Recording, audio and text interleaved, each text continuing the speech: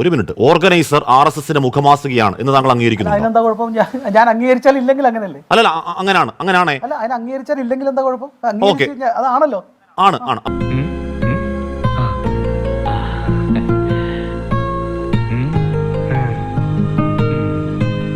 A few minutes later. ഞാൻ വളരെ വ്യക്തമായി പറയാൻ ആഗ്രഹിക്കുന്നു, RSS never runs an organisation. ഈ ഓർഗനൈസർ എന്നുള്ള മാസിക അവരുടെ മുഖമാസികയല്ല എന്ന് ഞാൻ വിശ്വസിക്കുന്നു. താങ്കൾ ആദ്യം പറഞ്ഞ മുഖമാസികയാണെന്നാണ് പറഞ്ഞത്. താങ്കൾ ആദ്യം പറഞ്ഞത് അല്ല, താങ്കൾ ആദ്യം എന്റെ ആദ്യ താങ്കൾ പറഞ്ഞത് ആണെന്നാണ് പറഞ്ഞത്. ഞാൻ തിരുത്തുന്നു.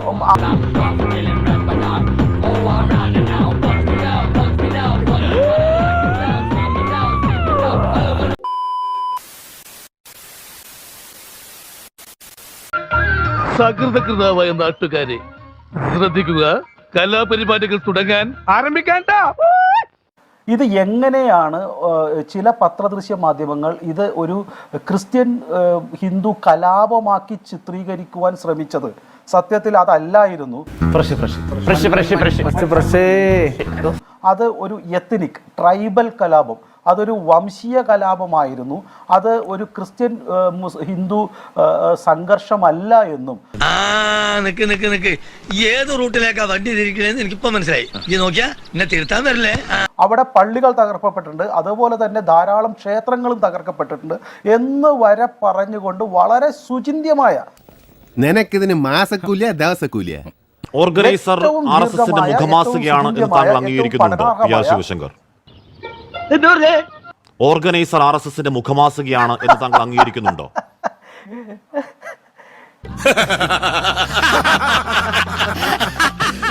ഓർഗനൈസർ RSSന്റെ മുഖമാസികയാണ് എന്ന് താങ്കൾ അംഗീകരിക്കുന്നുണ്ടോ? ഓർഗനൈസറിലല്ല വന്ന് എൻഡിറ്റ്. ഓർഗനൈസർ RSSന്റെ മുഖമാസികയാണ് എന്ന് താങ്കൾ അംഗീകരിക്കുന്നുണ്ടോ? ആണെങ്കിൽ കുഴപ്പമൊന്നുമില്ലെങ്കിൽ അതെ.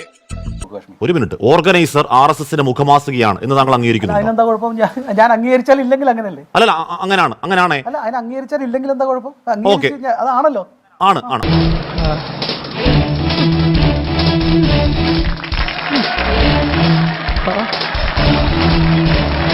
ഓർഗനൈസറിൽ വന്നതാണ് Manipur backed by churches and militant groups protest against ST demand of Meitei community turn violent.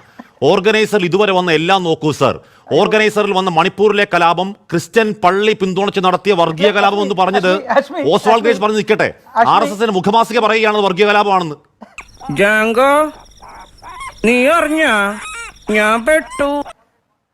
ചിരിക്കാതെ തള്ളി പറയോ? ചിരിക്കാതെ തള്ളി പറയാവോ? അത് അല്ല, ഇതിൽ ഞാൻ തള്ളി പറയുന്നു, ഞാൻ തള്ളി ഉറപ്പായിട്ട് പറയുന്നു. അങ്ങനെ ആരെങ്കിലും എന്തെങ്കിലുമൊക്കെ എഴുതിയാലും അംഗീകരിക്കാൻ പറ്റുന്നില്ല. ഉളുപ്പുണ്ടടാ ചക്കണക്ക്. RSSന്റെ മുഖമാസിക പറയുന്നതിനെ താങ്കൾ തള്ളി പറയോ? ഈ വിഷയത്തിൽ RSSനെ തള്ളി പറയുകയാണ്. അപ്പൊ PR ശിവശങ്കർ RSS പറയുന്നതിനെ തള്ളി പറയുകയാണ്. വിട്ടില്ലേ? അല്ല, എങ്കിൽ നല്ല കാര്യം. അല്ല, PR ശിവശങ്കർ RSS പറയുന്നതിനെ തള്ളി പറയുകയാണ്, നല്ല കാര്യം. RSSന്റെ മുഖമാസികയിൽ ഒന്നാണ് ഞാൻ വായിച്ചത്. അങ്ങ് കിടപ്പുണ്ട്, എടുത്ത് വായിക്കാം. അങ്ങനെ ജസ്റ്റ് ഗൂഗിൾ എടുക്കൂ. അല്ല, ഒന്ന് വായിക്കൂ. ജസ്റ്റ് ഗൂഗിൾ എടുത്തിട്ട് ഓർഗനൈസർ മണിപ്പൂർ എന്ന് അടിച്ചു നോക്കൂ. ആദ്യം വരുന്ന വാർത്ത അതാണ്. എന്താണ്? മണിപ്പൂർ ബാക്ക്ഡ് ബൈ ചർച്ചസ് എന്ന് പറഞ്ഞാൽ എന്താണ്? PR ശിവശങ്കർ വർഗീയ കലാപമാണെന്ന് മറ്റാരും പറഞ്ഞതല്ല. നിങ്ങളുടെ RSSന്റെ നിങ്ങളുടെ മുഖമാസിക പറഞ്ഞതാണ്.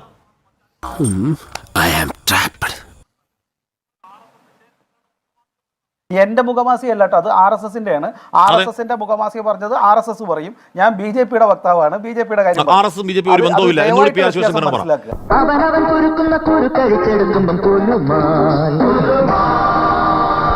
അല്ല, ഞാൻ RSSനെ തള്ളിപ്പറയുന്ന PR ശിവശങ്കർ,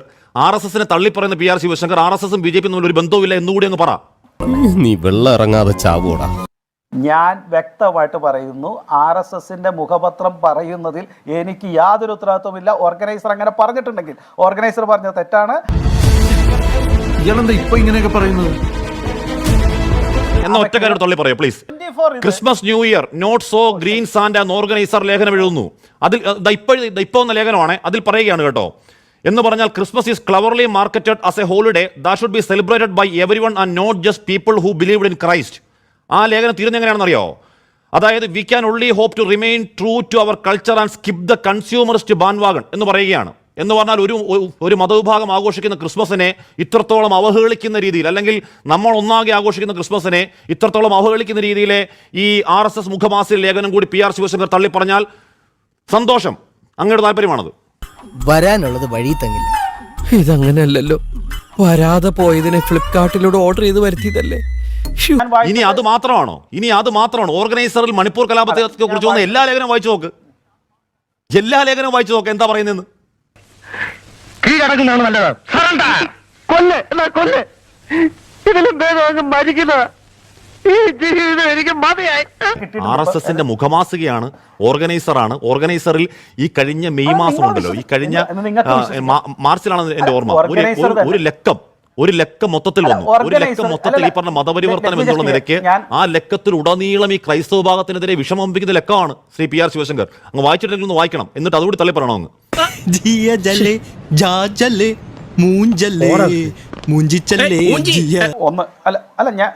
ഒരു മിനിറ്റ് കൂടി. ഇനിയിപ്പോ എന്ത് ചെയ്യും?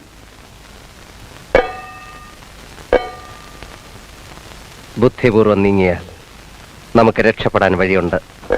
എങ്ങനെ? ഞാൻ വളരെ വ്യക്തമായി പറയാൻ ആഗ്രഹിക്കുന്നു, RSS never runs an organization. Organiser എന്നുള്ള മാസിക അവരുടെ മുഖമാസികയല്ല. RSS never runs an organization. Organiser എന്നുള്ള മാസിക അവരുടെ മുഖമാസികയല്ല. എങ്ങനെയുണ്ട് എന്റെ ബുദ്ധി കൊണ്ട് ഉപ്പിലിട്ട് വെക്കുക എന്ന് ഞാൻ വിശ്വസിക്കുന്നു. താങ്കൾ ആദ്യം പറഞ്ഞ മുഖവാസിയാണെന്നാണ് പറഞ്ഞത്. താങ്കൾ ആദ്യം പറഞ്ഞത് ആണെന്നാണ് പറഞ്ഞത്. ഞാൻ തിരുത്തുന്നു. ഇത്രയും വലിയ ഗതികെട്ടവൻ ഈ ലോകത്ത് വേറെ ആരെങ്കിലും ഉണ്ടാവും എന്റെ കർത്താവേ. അല്ല, താങ്കൾ ആദ്യം എന്റെ ആദ്യം താങ്കൾ പറഞ്ഞത് ആണെന്നാണ് പറഞ്ഞത്. ഞാൻ തിരുത്തുന്നു. കള്ളപ്പന്നി. നിങ്ങൾ ചോദിച്ച അല്ലല്ല ശരി, RSSന്റെ മുഖമാസിക അല്ല എന്ന് PR ശിവശങ്കർ. ഞാൻ ഇപ്പോഴാണ് എനിക്ക് മെസ്സേജ് കിട്ടിയത്. ഓക്കെ, എല്ലാ മെസ്സേജും വിശ്വസിക്കാൻ കഴിഞ്ഞുകൂടാ PR ശിവശങ്കർ. എന്റെ വേളാങ്കണ്ണി മാതാവേ, ഇവന് കുറച്ചു ബുദ്ധി ഉണ്ടായിരുന്നെങ്കിൽ മന്ദബുദ്ധി എന്നെങ്കിലും വിളിക്കായിരുന്നു. അതും ഇല്ലാതായി.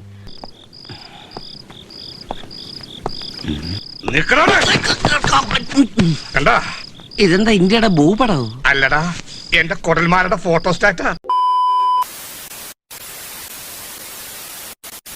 അയ്യോ, വാസുവേട്ടനെ പറ്റി പറഞ്ഞില്ലല്ലോ. വാസു വെറും വാസു അല്ല, ദേവേട്ടാ, ഇത് വല്ല സംഭവട്ടോ. വിഡൽസിന്റെ ഉസ്താദാ. തള്ളെന്ന് പറഞ്ഞ പെറ്റ തള്ള സൈക്കിള്. ഞാൻ ഈ BJPയില് ലളിത ഒരു സ്ഥാനം ഏറ്റെടുത്തു എന്ന് പറഞ്ഞപ്പോൾ 4 ബിഷപ്പുമാരെന്നെ വിളിച്ചത്. ഞെട്ടിയാ? ഞാൻ ഞെട്ടി. കുറച്ചു മുമ്പ്. പക്ഷെ വാസുവേട്ടൻ ഞെട്ടിയില്ല. ഈവൻ മുസ്ലിം സമുദായത്തിന്റെ സംഘടനകൾ വരെ എന്നെ വിളിച്ചു.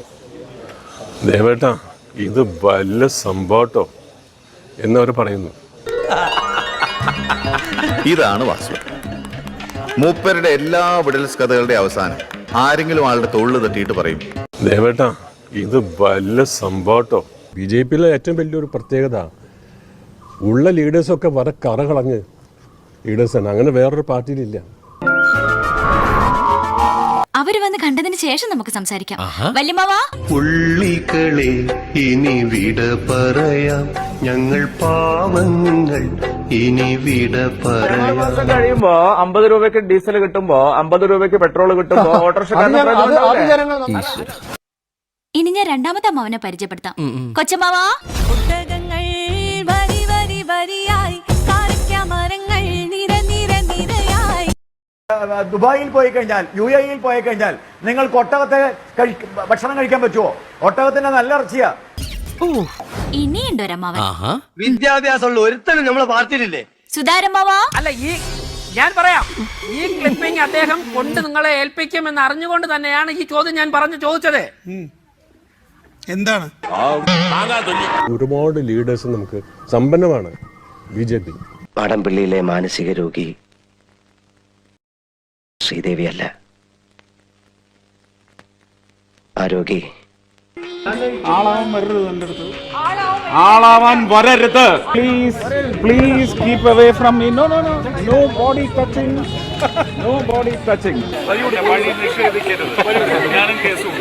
ആളാവാൻ വരരുത്. സൈക്കോസിന്റെ പല അവസ്ഥാന്തരങ്ങളും കേട്ടിട്ടുണ്ട്. ഇമോഷണൽ മൃഗങ്ങളാണ് എല്ലാവരും. പക്ഷെ ഇത്ര ഭയാനകമായ ഒരു പ്രശ്നം ഇത് ആദ്യ. അപ്പോൾ അങ്ങനത്തെ ഒരു പാർട്ടി അല്ലാതെ എനിക്ക് വേറൊരു ഓപ്ഷൻ ഇല്ല. അപ്പോൾ അത് നമ്മൾ മുതലാക്കണം BJPക്ക് വേണ്ടിയിട്ട്. അത് മുതലാക്കാനായിട്ട് എന്നെക്കൊണ്ട് സാധിക്കും, എന്നെക്കൊണ്ടേ പറ്റൂ.